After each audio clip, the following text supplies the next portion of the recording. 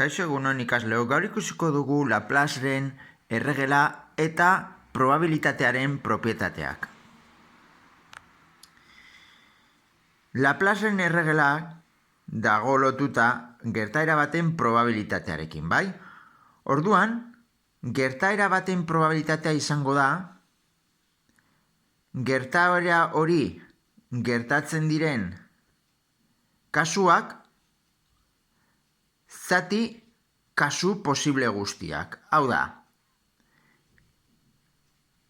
gertaera baten oinarrizko gertaera kopurua zati lagin espazioaren eren oinarrizko gertaera kopurua. Bai? Izango da haren luzera, zati eren luzera. Hori adibide batekin ikusiko dugu, bai? Adibidez, kutxa batean, 5 bola urdin, 2 bola gorri eta 3 bola berde ditugu. Galdera da, zer probabilitatea dago bola berde bat ateratzeko. Definitzen badugu lagin espazioa, ikusten dugu aukera daukagula ateratzea urdin bat, beste bola urdin bat, beste bola urdin bat, bai? 5 bola urdin, edo 2 gorri, edo 3 berde, bai? Hauetako bat atera dezakegu. Beraz, luzera, lagin espazioarena da, 1, 2, 3, 4, 5, 6, 7, 8, 9, 10 elementu ditugulako, bai? Eta esaten digu zer probabilitatea dago bola berde bat ateratzeko. Beraz, gertaera izango da bola berde bat ateratzea. Hau da, edo ateratzea B bat, B2 edo B3, bai? Hau da, lagin espazioaren azpimultzoa. Zein da honen luzera? Ba 3, bat, 2 eta 3. Bai? Aukera guzti hauetatik, 10 aukera hauetatik, atera itzazkegu 3 hauek. 3 hauetakoak dira zilegi. Beraz, honen luzera da 3, goian 3. Probabilitate izango da 3 zati 10. Berdin 0,3. Bai? 0,3 kasu horretan. 130. Ikusten dugunez, gertaerak dira eki probableak. Hau da, probabilitate bera izango dute oinarrizko gertaera guzti horiek. Bai? Bueno, eta orain ikusiko dugu probabilitatearen propietateak. Bueno, probabilitatearen propietateak hauek dira. Beti gertaera baten probabilitatea egongo da 0 eta 1 artean. 0 eta 1 barruan daudelarik.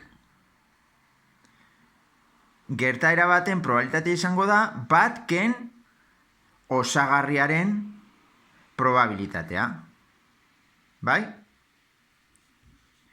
Lagin espazioaren probabilitatea da 1 eta multzo hutsaren probabilitatea da 0.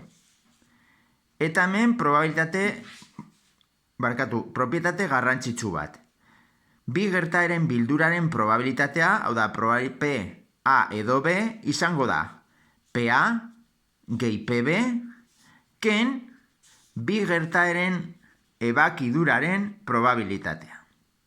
Ikusiko dugu adibide bat. Adibidez. Pertsona batek betaurrekoak izateko probabilitatea 0,6 da. Begi urdainak izateko probabilitatea 0,6 da. Eta betaurrekoak izan eta begi argiak izateko probabilitatea da 0,52. Bai?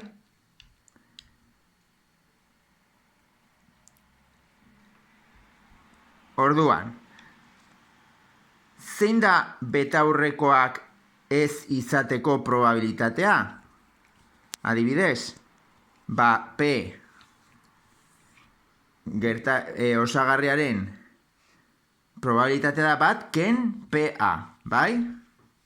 PA baldin bada, betaurrekoak izateko probabilitatea baldin bada 0,6, pues betaurrekoak ez izateko probabilitatea da 1 ken 0,6, 0,4. Bai? Beste bat, adibidez, betaurrekoak izateko edo begi argiak izateko probabilitatea. Bai? Hau da, betaurrekoak da eta begi argiak izan B. Beraz, P, A edo B izango da PA gehi PB ken bi gertaeren ebakidura. Beraz, PA da, kasu horretan, betaurrekoak izateko probabilitatea da 0,6 gehi PB begi argiak izateko probabilitatea 0,6. Bai? Eta begi argiak eta betaurrekoak izateko probabilitatea esaten digu dela 0,52. Beraz egin behar dugu 0,6 gehi 0,6 ken 0,52 dela 0,78. Bai? Eta galdetzen badugu betaurrekoak ez izateko edo begi argiak ez izateko probabilitatea ikusten dezutenez da, adibidez, PSA gehi PSB ken PSA eta SB, bai?